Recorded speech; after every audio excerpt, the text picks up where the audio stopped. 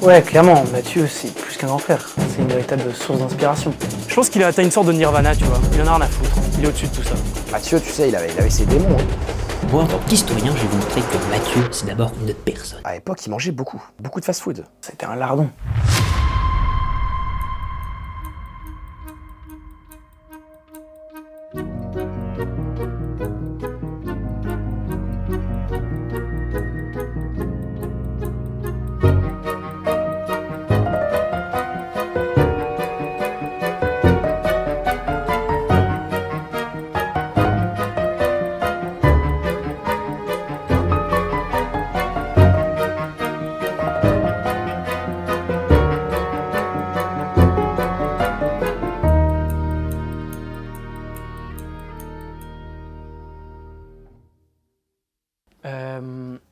Bonjour, Nicolas.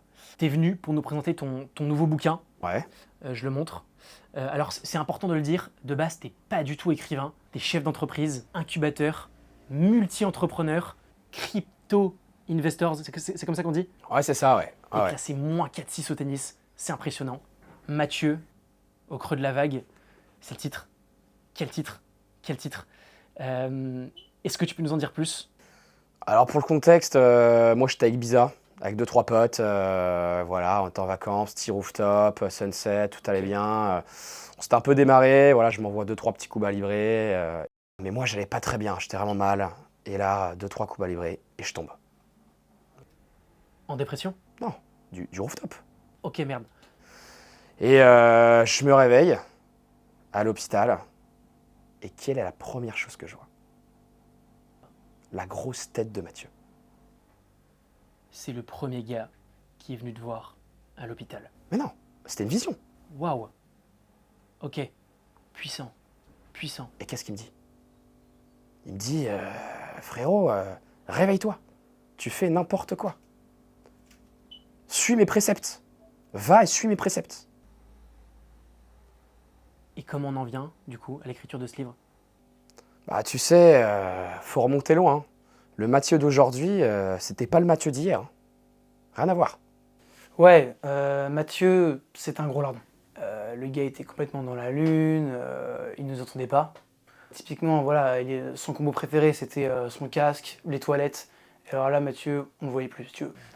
Et c'était ouais, pour lui une sorte de refuge. C'est comme s'il se coupait du monde pour se protéger. Alors qu'est-ce qu'il fuit vraiment dans ces moments-là? C'est compliqué à dire. Bon alors, vous savez que historiquement, Mathieu, c'est l'aîné d'une fratrie de 5 garçons.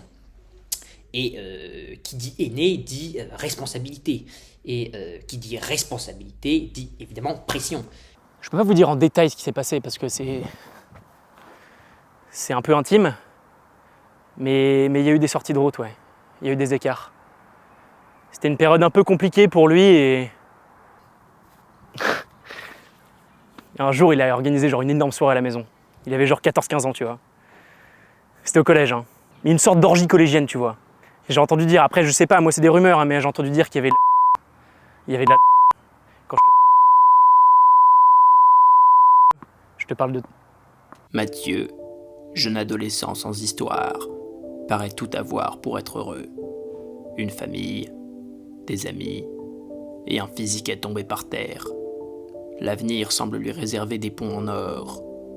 Seulement, à un âge où l'on est plus vulnérable, la vie et ses tourments ont raison d'un être peut-être plus sensible que les autres. Mathieu plonge alors dans un tourbillon d'addictions. La ripaille, l'alcool et les femmes, souvent en les mélangeant ensemble, comme en témoignent ses photos. Alors, les ennuis arrivent, à l'image de ce ninja tapi dans l'ombre, attendant le moment opportun pour frapper celui qu'il considère comme responsable de son malheur. Dès lors, comment peut-on imaginer que cet homme, plus au fond que le fond du fond, deviendra la figure inspirante que l'on connaît aujourd'hui?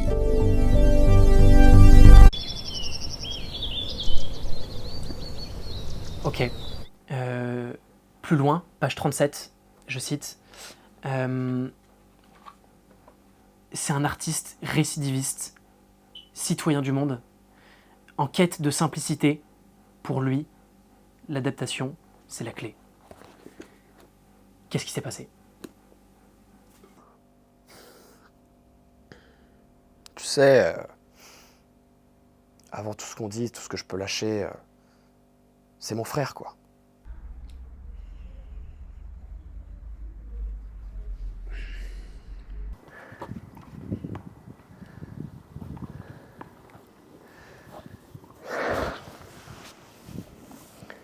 Tu vois, Mathieu, c'est un exemple. C'est tout pour moi. Faut vraiment pas que je le déçoive. Mathieu, c'est plus que mon grand frère, c'est une véritable inspiration. Et il suffit de regarder là où j'en suis aujourd'hui. J'ai été étudiant en DCG, il a été également dans la même école que moi. J'ai fait du tennis, c'est lui qui a commencé à en faire dans la famille. Et puis voilà, j'ai fait partie de la mythique 7e Versailles, la même troupe où il a été CP et puis chef. Mathieu a su trouver son espace entre les engrenages du temps et qu'aujourd'hui, eh bien, on n'a plus un Mathieu au sang chaud, on a un Mathieu en sang froid. Vous voyez, aujourd'hui, il est plus patient, il est plus calme, plus posé surtout, un homme de dialogue. Mathieu, il s'est recentré vraiment sur l'essentiel, sur les choses simples, tu vois. En fait, Mathieu, il a plus besoin de strass, paillettes, etc. Tu le fous dans une baraque, avec ses copains, sa famille, un bouquin, un paquet de chips, une guitare, sa petite jus. C'est le mec le plus heureux du monde. Et je l'admire pour ça. D'ailleurs, il y a un truc que je dis souvent, c'est que tu vois les gens, enfin la plupart des gens, quand ils regardent les autres, comme moi je te regarde là, tu vois, et ben ils voient leur propre reflet. Et ça c'est insupportable. Et Mathieu, mais alors pas du tout. Mais alors plus du tout. Je pense qu'il a atteint une sorte de nirvana, tu vois. Il en a rien à foutre. Il est au-dessus de tout ça. True fact, d'ailleurs. Tu demanderas à mes frères. Hein. Enfin, tu pourras tirer aller voir. Mathieu, le matin, quand on allait dans sa chambre, on arrivait, le lit était vide. Il était vide, le lit. Il n'y avait personne. Mais il était où? Il était sur le parquet. À même le sol, nu. Il s'est recentré sur l'essentiel. Il s'est recentré sur le parquet. Mathieu semble sur la bonne voie. Avec résilience et abnégation, il a su inspirer ses frères. Cependant, une obsession trop lourde l'empêche encore de s'envoler, celle du sédentarisme et de la bonne chair. Il ne reste donc plus qu'une marche, mais c'est un mur. On l'appelait la bedaine. Il y avait du chemin à faire, ça c'est sûr. Le gars, en fait, s'il a à faire tout ce qu'il fait aujourd'hui, c'est parce qu'il sait que son premier ennemi, c'est lui.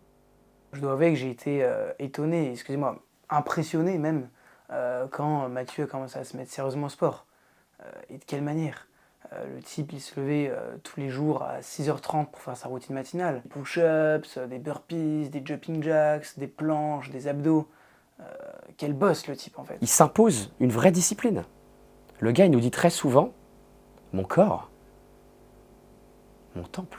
Changer, c'est deux choses. C'est d'abord avoir l'humilité de reconnaître qu'on n'est pas parfait, et ensuite c'est avoir le courage de réagir. Mathieu, quand il décide de se lever tous les matins à l'aube, tu vois, qu'est-ce qu'il veut nous dire? Il y a une phrase que je trouve très belle. Je veux être maître de mon destin et capitaine de mon âme. Alors c'est vrai que Mathieu, plus qu'un frère de sang, c'est un frère d'esprit. C'est-à-dire que Mathieu, comme certains d'entre nous de la famille, c'est un être très créatif, très sensible. Pour moi, Mathieu, c'est un sélénite. Alors les sélénites, qu'est-ce que c'est? Les sélénites, ce sont les hôtes de la Lune. C'est-à-dire c'est le peuple qui habite la Lune. Par exemple, Lucien de Samosate, orateur grec au IIe siècle, les évoquait, mais aussi Savinien, Cyrano de Bergerac au VIe siècle, ou encore Offenbach au XIXe siècle, dans ses opéras. Et de fait, oui, Mathieu a toujours été dans la Lune. Tu vois ce que j'admire le plus chez Mathieu? C'est son côté artiste. C'est pas pour son art en lui-même, tu vois. Parce que ça s'en branle. Mais c'est plus pour ce que ça raconte de lui. Ce que ça raconte de l'humain. Parce qu'il est hors du monde, eh bien c'est une personne qui est mieux dans le monde. C'est-à-dire que c'est un Mathieu qui est attentif aux choses, attentif à tous les détails, même ceux qu'on ne soupçonne pas. Et de fait, ce sélénisme, que l'on pourrait considérer comme un défaut, eh bien moi je le vois d'abord comme un avantage, un atout, qui lui permet de mieux comprendre les gens, d'aller vers les autres, de mieux les entendre, d'être attentif à ce qui ne va et à ce qui ne va pas. Ça veut dire quoi, Mathieu artiste? Ça veut dire que je suis un humain. J'ai des défauts, j'ai des fêlures, et j'ai le courage de vous les montrer. Et c'est pas donné à tout le monde, ça. Arrête. On y va? Et de fait, à mon avis, c'est vraiment pas un hasard qu'il ait rencontré Juliette, parce que Juliette aussi, elle a un peu ce célinisme, dans la mesure où elle est aussi un peu hors du monde en cherchant les autres, en ne s'attendant pas aux apparences, en ayant toujours un petit mot pour vous, en s'intéressant à vous. Et oui, Mathieu et Juliette, créatures, personne, être de la Lune. Merci déjà d'être venu. L'émission touche à sa fin, malheureusement. Dans ton bouquin, tu dresses un portrait bouleversant, hyper inspirant de Mathieu. On avait une dernière question pour toi. C'est est-ce que tu accepterais de nous raconter un peu plus sur l'intimité que tu entretiens avec Mathieu, un peu plus sur votre relation et ce qu'il représente pour toi? C'est mon grand frère, mais c'est pas que mon grand frère. Ça a été mon premier complice, ça a été mon premier pote. Mathieu, c'est l'aîné, moi je suis le plus petit avec Damien.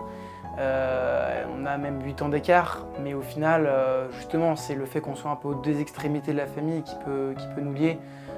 Parce que voilà, Mathieu, je le sens toujours un peu protecteur quand même. Au-delà de ce grand frère, pour moi, c'est vraiment un être très sensible qui sait énormément écouter, recevoir, accueillir les paroles, tu vois. C'est vraiment un mec qui est à l'écoute. De fait, Mathieu, c'est quelqu'un qui aime être là, qui aime être présent, qui est serein, qui est joyeux. C'est un mec qui a beaucoup de talent, voilà, on le voit avec la photographie, le surf aussi. Il saura toujours transmettre son amour des choses, un amour des choses bien faites, une passion quand il évoque ce qu'il fait, ce qu'il aimerait faire, quand il évoque des projets, des rêves. Mathieu, aussi peut-être parce qu'il est grand frère, il a beaucoup insufflé les passions de chacun et le lien qu'on a tous l'un envers l'autre. Une autre chose que j'admire, c'est son regard. Il en ressort une sorte d'aura hyper délicate, une assez grande gentillesse, et que je trouve très belle et que je valorise énormément. Je trouve que Mathieu il dégage une certaine pureté. C'est un mec profondément gentil. Voilà, il aime bien faire les choses bien, il aime bien que tout le monde se sente à l'aise. Ce qui m'impressionne beaucoup chez Mathieu, et j'ai toujours envié ce caractère, c'est son caractère vrai. Il transpire cette sincérité, ce qui fait qu'on a naturellement envie de se confier à lui, de lui dire des choses. Et donc ça, voilà, ça en fait plus qu'un grand frère, ça en fait vraiment un certain modèle, un certain exemple à suivre. Donc c'est vraiment quelqu'un avec qui j'aime beaucoup parler et à qui j'aime beaucoup confier aussi. Voilà, c'est vraiment un humain en or, un humain génial. Être avec Mathieu, c'est vivifiant, c'est reposant. Et il a également toujours su garder cette fratrie qui est la nôtre, soudée, créer des moments. Et je pense que si on est, nous en tant que frères, tous là aujourd'hui, c'est en grande partie grâce à Mathieu.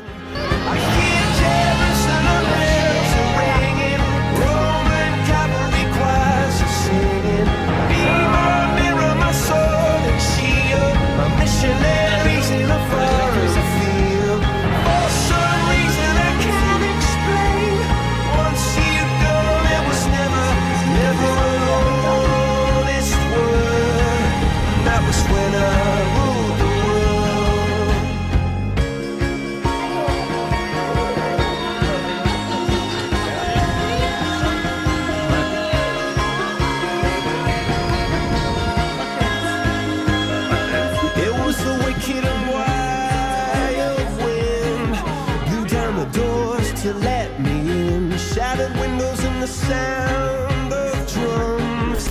People couldn't believe what I've become.